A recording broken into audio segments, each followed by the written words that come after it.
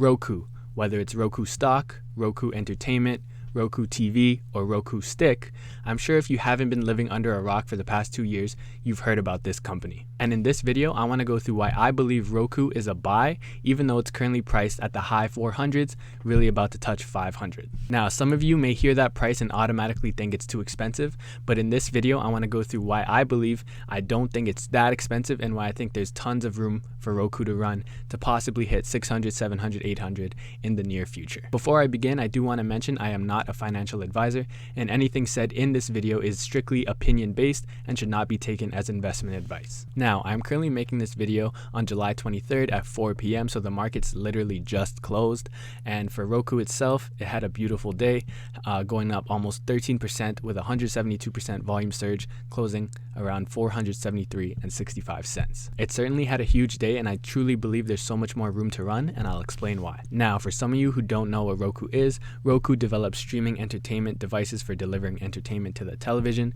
They do so by incorporating it into the television, such as Roku TVs, or having their own sticks like Roku sticks, and essentially it is a streaming device. Roku really understands the way the world is moving, with many of us moving to strictly streaming, not really using cable anymore, but the fact that a lot of us have cable due to live sports, Roku understands that and basically incorporated the streaming aspect and the live sports all into one, which is their Roku platform.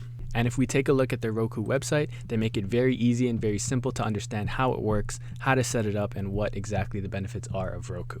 So if we take a look here, it explains what is Roku, why choose Roku products, tons of free content, Hollywood blockbusters and the latest TV shows like Netflix, Apple TV, Cinema Now, all into Roku, and live sports, as I mentioned, on subscription channels like NHL, MLB TV, NBA, UFC TV. So you don't have to go everywhere to find the stream of a certain fight, a certain game. It's all under Roku, obviously for a subscription. Easy to set up, shows you exactly how to do so, very simple, with pictures to make it very easy for you. Internet connection, what's a Roku account, what product is right for you, what can you watch. Very simple and very transparent to make it easy for the regular consumer. So now that we covered the overall company itself and what they do, let's take a look at the stock itself, starting with the technicals. So I'll be doing so using MarketSmith, which is a program by IBD, and we'll start with Roku on the weekly chart. So taking a look here, Roku IPO'd in late 2017 around the 26-27 mark, and in just a few short years, we are very close to hitting 500 as of today. And I truly believe we are nowhere near done. From a technical point of view, we are in a stage 1 base after resetting our base count after undercutting this prior base during the March 2020 COVID lows. Since then, it just ripped higher, going from $60 all the way to near 500 as well in just a few short months. And from the end of 2020 to now, it's just been basing nicely, and it has this cup with handle look to it. And today, it broke out of this cup with handle. If we take a look at the daily chart, nice cup with handle, and broke above the pivot level of the 462.99 on very, very strong volume. As I mentioned earlier, 175% volume surge. Now, for those of you who don't know, cup with handles can give us some of the strongest moves in the market, and this was very much emphasized by William J. O'Neill, who is the author of How to Make Money in Stocks, as well as the founder of IBD. Now, cup with handles obviously work better when we're in a confirmed uptrend, which we are, as the Nasdaq and S&P just closed in all-time highs as of today. But the cup with handle is basically just the cherry on top of why I'm so bullish on this stock. So not only did we just break out of a cup with handle on very strong volume today, we did so in a very textbook manner. The reason I say textbook is because William J. O'Neill gave us guidelines on what to look for with the cup with handle to know if it's faulty or not. So cup with handles usually last from 7 to 65 weeks. Roku did 22 weeks, so that's perfect. They usually have a 12 to 15% to upwards of 33% correction. Roku was 44%, but because of the COVID lows and how huge of a move we had, it was very understandable for this to drop to 44%, so it's not that big of a deal. Also, the handle should only be dropping from 8 to 12%. The handle here dropped 16%. Sorry if it's a little too small for you guys to see, but once again, it's okay because of the huge move that we had. So the depth of the cup with handle is not too much to worry about. But another part is the handle part of the cup should always be above the stock's 10-week moving average price line. And if we see here, this red line is the 10-week moving average. And for the cup with handle part, it was always above the red line, which is great to see. And also the day's volume should increase at least 40 to 50% above normal when breaking out of the pivot point. Today we broke out of the pivot point on a 175% volume surge, so that's amazing to see. Also, nearly all proper bases will show a dramatic drying up in volume for 1 to 2 weeks. That's exactly what we saw in Roku for the past 2 weeks. If we take a look at the volume here, very insignificant, very low, and it shows us all the selling has been exhausted and there is very little stock coming into the marketplace.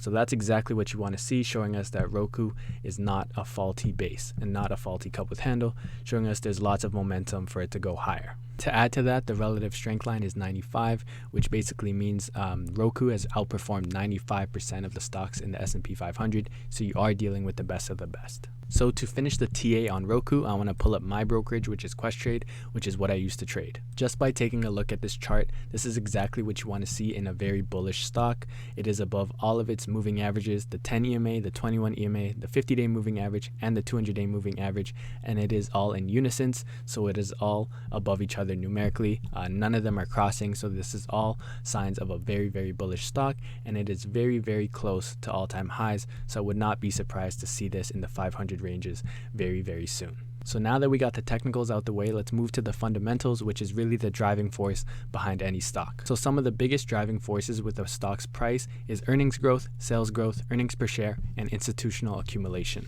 So let's look at all of that through MarketSmith. So firstly, I'm going to move myself so you guys see exactly what I'm looking at. Now let's take a look at their EPS, which is earnings per share for the past 3 years, starting with 2019. If we take a look here in 2019 at this box over here, 2019 they had an earnings per share of negative 52 cents, which means for every share they had in the market, they lost 52 cents. 2020 showed significant growth. It was still at a loss at 14 cents per share, but it was much better than 52. And then 2021, for this year, they expect strong growth at 40 cents a share, so they have now become profitable. And for 2022, they expect a huge rise, a 168% rise, going from 40 cents all the way to $1.07. Obviously, this is just projection, but the fact they have huge estimates shows there's lots of outstanding growth for this company. So now if we take a look at year-over-year growth with earnings per share for specific quarters, if we take a look at September 2020 compared to September 2019, we had an increase of 141% in earnings per share. If we take a look at December 2020 compared to December 2019, 523% increase earnings per share. And if we take a look at March 2021 compared to March 20th, we had a 220% increase in earnings per share. So all three have been triple-digit growth, which is outstanding. So if we take a look at this little left-hand box over here where it says sales, sorry if you can't see it very well, this is basically for the past 8 quarters, the sales numbers of Roku. And if we see the percent change, that is the growth numbers. So for the past 8 quarters, we have seen a minimum of 40% increase in sales growth.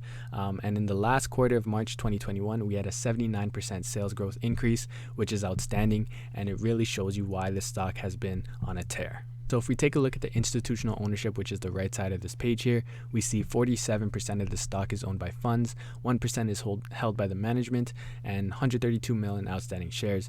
If we take a look at the fund ownership summary, for the past 2 years from September 2019 until now, it has shown a double in fund ownership, so from 618 all the way to 1291, and 4 very well-known funds own this stock: Fidelity, JP Morgan, Wells Fargo, and Artisan Midcap. So it shows us that great funds are really piling into the stock for good reason, and this is exactly why Roku is increasing at such a great rate. So that essentially sums up my video on Roku. If you don't know the answer to my question by now, I do believe Roku is a buy and will continue to see significant growth for the next few years. But also make sure you understand what you're investing in. With Roku, it is a great stock, it is a great company, but the fact of the matter is it is a growth stock, and with growth stocks they do have significant drawdowns. They are quite volatile at times, but that's the price you have to pay for significant gains like this. So I want you guys to let me know in the comment section below if you guys are investing in Roku or if you are already invested in it, and also leave a comment if there's any other stock you'd like me to go through. Other than that, that pretty much sums it all up. If you haven't already, please hit that like button, share with your friends and family, and subscribe if you haven't.